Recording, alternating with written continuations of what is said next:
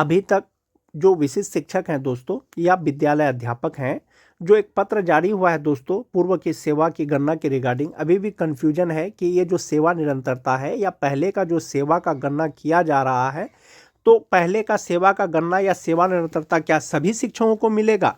अभी भी एक संशय बना हुआ है दोस्तों शिक्षकों में। इसी के बारे में चर्चा करेंगे आज के वीडियो में।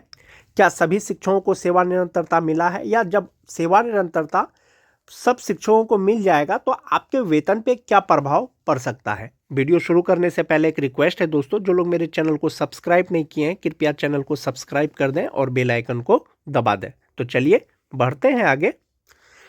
जो पत्र जारी हुआ है दोस्तों कि पूर्व की सेवा की गणना किया जाए, उससे जो संबंधित है दोस्तों, पूर्व सेवा की गणना मतलब प्रोन्नति हेतु, यानी जो प्रमोशन के योग्य हैं, जिनको प्रमोशन दिया जाएगा, उन्हीं का पहले का सेवा पूर्व का सेवा गिना जाएगा।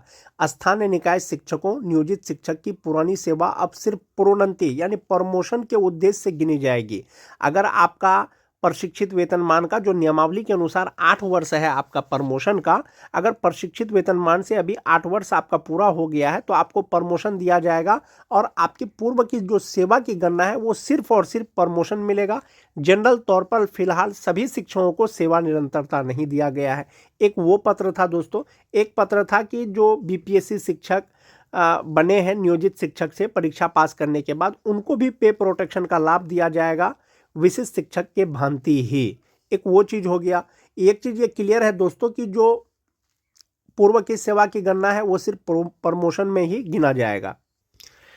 22 नवंबर 2025 को जो पत्र जारी हुआ है दोस्तों, जैसा कि आप देख पा रहे होंगे, आदेश संचिका संख्या 4207 शिक्षा विभाग, इसमें स्पष्ट किया गया है। क्या स्पष्ट किया गया है कि बिहार सरकार के आदेश संख्या 2558 दिनांक 9 सितंबर 2025 के तहत गठित समिति द्वारा की गई अनुशंसा के आलोक में, यानी जो गठित समिति गठित किया गया था 9 सितंबर को विशिष्ट शिक्षक विद्यालय अध्यापक से संबंधित, तो उसके अनुशंसा के आलोक में वर्ग 1 से 5 के विशिष्ट शिक्षक या विद्यालय अध्यापक, इसमें मोस्ट इंपोर्टेंट चीज है दोस्तों कि 1 to 5 के विशिष्ट शिक्षक या विद्यालय अध्यापक को वर्ग 6 to 8 के विशिष्ट शिक्षक विद्यालय अध्यापक के पद पर प्रोन्नति, यानी 1 to 5 वाले का होगा 6 to 8 में, एवं वर्ग 9 से 10 के विशिष्ट शिक्षक या विद्यालय अध्यापक को 11 से 12 के विशिष्ट शिक्षक या विद्यालय अध्यापक के पद पर प्रोन्नति हेतु स्थानीय निकाय अंतर्गत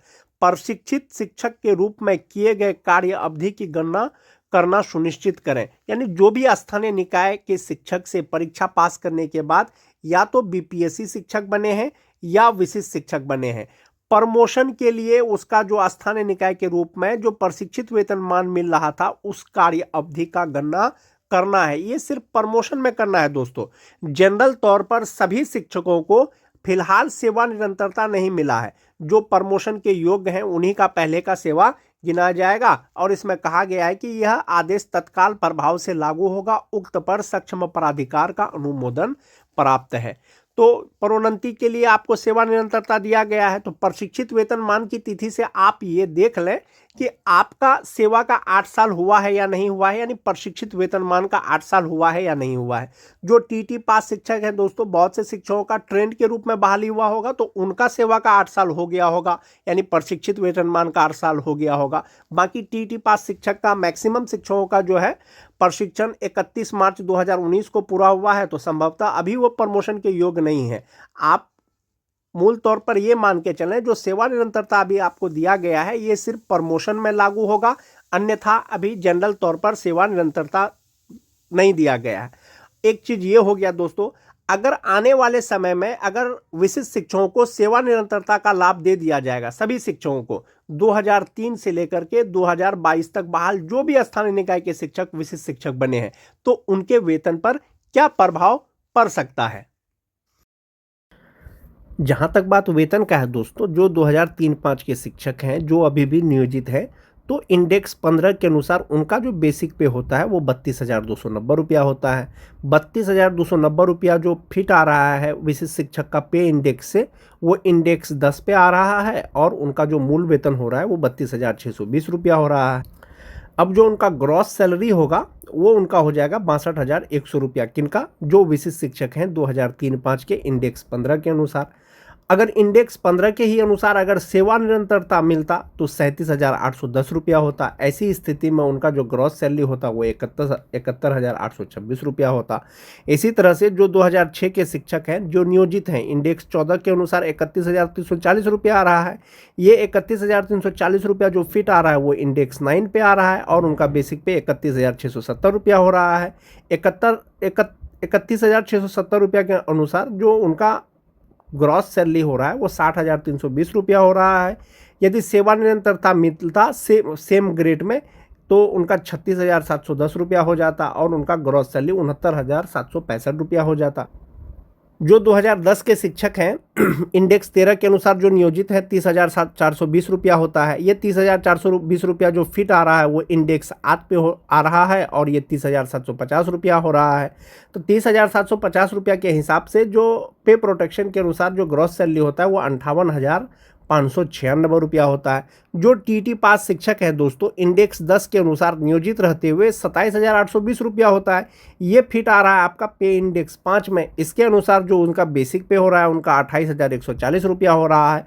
ऐसी स्थिति में जो उनका ग्रॉस सैलरी हो रहा है वो 53,705 रुपया हो रहा है जो टीटी पास शिक्षक हैं।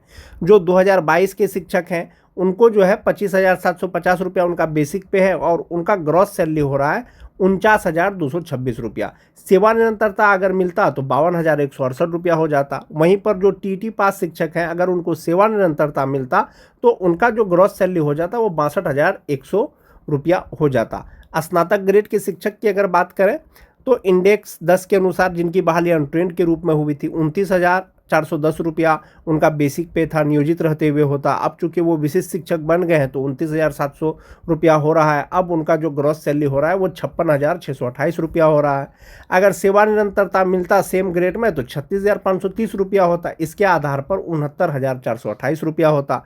जो जिनकी बहाली ट्रेंड के रूप में हुई थी जो विशिष्ट शिक्षक हैं 30,600 रुपया उनका बेसिक पे हो रहा है। इसके आधार पर जो ग्रॉस सैलरी उनका हो रहा है वो 58,314 रुपया हो रहा है। जो अगर सेवा निरंतरता मिलता तो 37,630 रुपया होता और उनका जो ग्रॉस सैलरी हो जाता वो 71,489 रुपया होता। तो आप एक चीज़ को आप ऐसे समझ सकते हैं दोस्तों होलसेल में जिनकी बहाली ट्रेंड के रूप में हुई थी और वो अभी विशिष्ट शिक्षक बन गए हैं या बीपीएससी शिक्षक बन गए हैं ग्रॉस सैलरी 58,314 रुपया। जिनकी बहाली अनट्रेंड के रूप में हुई थी ग्रॉस सैलरी 56,628 रुपया। जो छठा फेज के शिक्षक है 1 to 5 के उनका ग्रॉस सैलरी 49,226 रुपया। जो टीटी पास शिक्षक है उनका 53,705 रुपया ग्रॉस सैलरी हो रहा है। जो 2003-5 के शिक्षक हैं 62,100 रुपया। 2006 के शिक्षक हैं 60,320 रुपया। जो 2010 के हैं 58,596 रुपया। ये जो ग्रॉस सैलरी का गणना किया गया है दोस्तों ये 60% डीए के आधार पर किया गया है। केंद्र सरकार ने इसकी घोषणा कर दी है दोस्तों। अब चूंकि 2% आपका डीए बढ़ा है तो राज्य सरकार के भी द्वारा यदि आपको दे दिया जाता है इसका घोषणा हो जाता है तो 60% के हिसाब से आपका यही ग्रॉस सैलरी होने वाला है। एक ये चीज हो गया। अब हम लोग बात करेंगे प्रोन्नति और सेवा निरंतरता। जो भी विशिष्ट शिक्षक है या नियोजित शिक्षक है उनके सैलरी पे क्या डिफरेंस होगा, या जो डीए 60% का घोषणा किया गया है केंद्र सरकार के द्वारा और यदि आपको मई महीने से अगर डीए 60% डीए के आधार पर वेतन मिलेगा तो कितना मिलेगा। जो नियोजित शिक्षक हैं 2003-5 के 32,290 रुपया के हिसाब से जो 60% डीए होगा वो 29,374 रुपया होगा। ऐसी स्थिति में जो उनका ग्रॉस सैलरी होगा वो 56,079 रुपया होगा और 60% डीए के अनुसार उनका जो इनहैंड सैलरी हो जाएगा वो 52,479 रुपया हो जाएगा। क्योंकि आप सभी जानते हैं कि जो नियोजित शिक्षक हैं या विशिष्ट शिक्षक हैं उनका प्रोन्नति का प्रक्रिया चल रहा है। बहुत से जिला में इसकी प्रक्रिया शुरू भी हो गई है। तो 2003-5 के शिक्षक का अगर प्रोन्नति होगा कालबद्ध प्रोन्नति लगातार 12 साल जिसका सेवा का हो गया है तो उनका मूल वेतन हो जाएगा 34,130 रुपया और 58% डीए के स्थान पर अगर 60% डीए मिलेगा तो 20,478 रुपया आपका डीए हो जाएगा। एचआरए 5% ही लिया गया है तो 1,760 रुपया हो जाएगा। 1,000 रुपया मेडिकल हो गया। 3,600 रुपया इनका ईपीएफ अकाउंट में जमा होगा तो ग्रॉस सैलरी इनका होगा 59,115 रुपया और इनहैंड सैलरी हो जाएगा 55,515 रुपया। 2003-5 के जो नियोजित शिक्षक हैं जिनका कालबद्ध प्रोन्नति होने वाला है, यदि कालबद्ध प्रोन्नति हो जाता है 60% डीए के आधार पर ये गणना है। जो विशिष्ट शिक्षक की अगर बात करें, 2003-5 के शिक्षक जो परीक्षा देने के बाद राजकर्मी बने हैं, विशिष्ट शिक्षक बने हैं, इंडेक्स 10 के अनुसार उनका बेसिक पे हो रहा है 32,620 रुपया और 60% डीए के अनुसार उनका 19,572 रुपया हो जाएगा। 5% एचआरए के अनुसार 1,631 रुपया, 1,000 रुपया मेडिकल होगा और इनका जो फ्यूचर के लिए जमा होगा दोस्तों एनपीएस अकाउंट में वो 12,526 रुपया होगा। ग्रॉस सैलरी इनका होगा 62,100 रुपया और इनहैंड सैलरी उनका हो जाएगा 49,574 रुपया और पहले 48,000 समथिंग उनको मिल रहा था। तो 2% जैसे ही डीए बढ़ा है तो 2% के आधार पर उनका जो फ्यूचर के लिए जमा होता था उसमें भी वृद्धि हो गया है और उनका इनहैंड सैलरी पर भी वृद्धि हो गया है।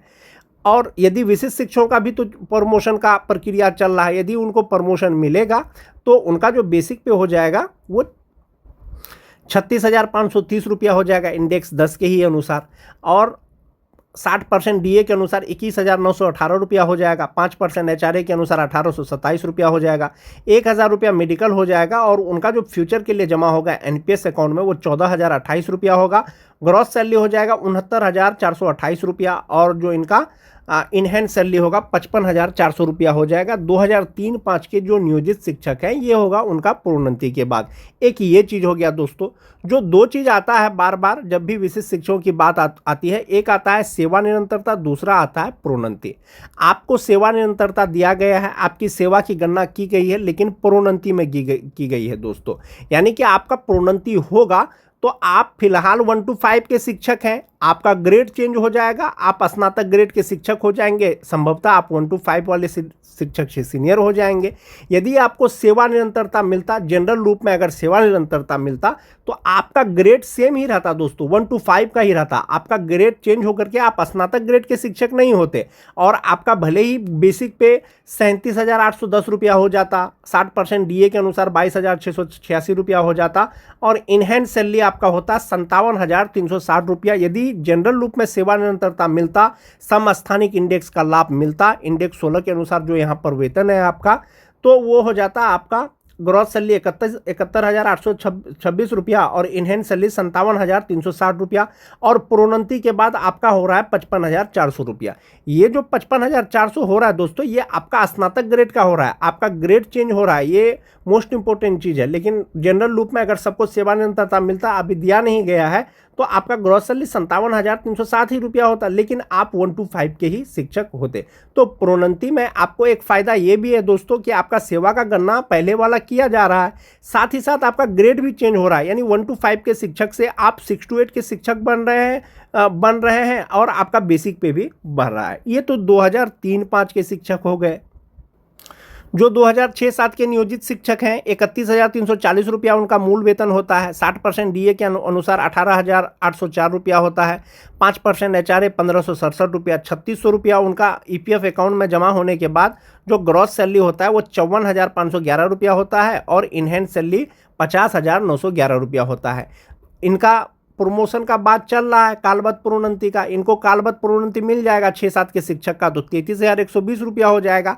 ऐसी स्थिति में 60% डीए जो भी आपका एचआरए है मिलाकर के ग्रॉस सैलरी 57,428 रुपया 48 रुपया होगा। 3,600 रुपया जमा होने के बाद जो आपका इनहैंड सैलरी होगा वो 53,848 रुपया होगा।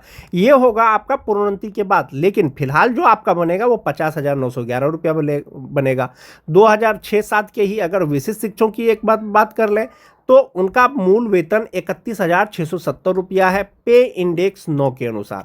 60% डीए 19,002 रुपया हो जाएगा। 5% एचआरए 1,584 रुपया हो जाएगा और 1,000 रुपया मेडिकल का हो जाएगा। तो 12,161 रुपया इनका एनपीएस अकाउंट में जमा होगा और इनका ग्रॉस सैलरी होगा 60,320 रुपया और इनहैंड सैलरी इनका होगा 60% डीए के अनुसार 48,159 रुपया। जो 2006-7 के शिक्षक हैं, विशिष्ट शिक्षक हैं।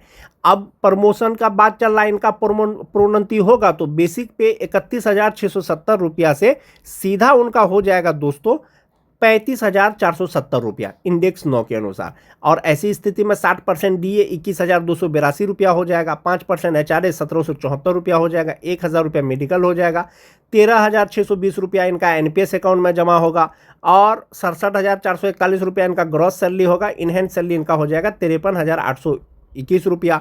जनरल लूप में सेवा निरंतरता नहीं दिया गया है दोस्तों, आपको सेवा निरंतरता मिला है, लेकिन मिला है आपको किसमें? प्रोन्नति में आपको उसका लाभ दिया जा रहा है। तो प्रोन्नति में दिया जा रहा है तो आप 1 to 5 से यहाँ भी 6 to 8 के शिक्षक बन रहे हैं, स्नातक ग्रेड के शिक्षक बन रहे हैं, तो ₹53,821 इनहेंस सैलरी मिल रहा है। सेवा निरंतरता अगर मिलता तो आप सेम ग्रेड में ही रहते, 1 to 5 में ही रहते, आपका भले ही इनहेंस सैलरी कुछ बढ़ जाता। 2009-10 के अगर शिक्षकों की बात करें दोस्तों, उनका बेसिक पे जो नियोजित है ₹30,420 होता है। 58% DA के स्थान पर 60% DA अगर मिलेगा तो ₹18,252 हो जाएगा और इनका इनहेंस सैलरी हो जाएगा ₹49,393। प्रोन्नति अगर इनका हो जाएगा तो मूल वेतन ₹32,120 हो जाएगा, ₹160 हो जाएगा। 60% DA, 5% HRA मेडिकल लगा करके ग्रॉस सैलरी ₹55,864 और इनका जो इनहेंस सैलरी होगा ₹52,264 होगा। जो नियोजित शिक्षक हैं 9-10 के, यदि उनका प्रोन्नति हो जाता है, प्रोन्नति के लिए शर्त है दोस्तों लगातार 12 साल का सेवा। जो नियोजित शिक्षक है, जो विशिष्ट शिक्षक हैं, इनका बेसिक पे ₹30,750 हो रहा है 2009-10 के शिक्षक का। 60% DA, 5% HRA मेडिकल लगा करके ग्रॉस सैलरी ₹58,596। इसमें से दोस्तों आपका ₹11,808 NPS अकाउंट में जमा होगा। इनहेंस सैलरी मिलेगा ₹46,788 60% DA के आधार पर। जो 2009-10 के विशिष्ट शिक्षक हैं, यदि इनका प्रोन्नति हो जाता है आने वाले समय में तो उनका बेसिक पे ₹34,440 हो जाएगा और DA अगर 60% ले लें दोस्तों तो ₹20,664 हो जाएगा। 5% HRA मेडिकल लगा करके जो ग्रॉस सैलरी होगा वो ₹65,511 होगा। इसमें से ₹13,225 उनका NPS अकाउंट में जमा होगा और इनहेंस सैलरी हो जाएगा ₹52,286। जनरल लूप में सेवा निरंतरता नहीं मिला। जनरल लूप में अगर आपको सेवा निरंतरता मिलता तो ₹35,640 हो जाता, 1 to 5 का ही होता। आपको प्रोन्नति मिल रहा है तो आप 6 to 8 के शिक्षक बन रहे हैं।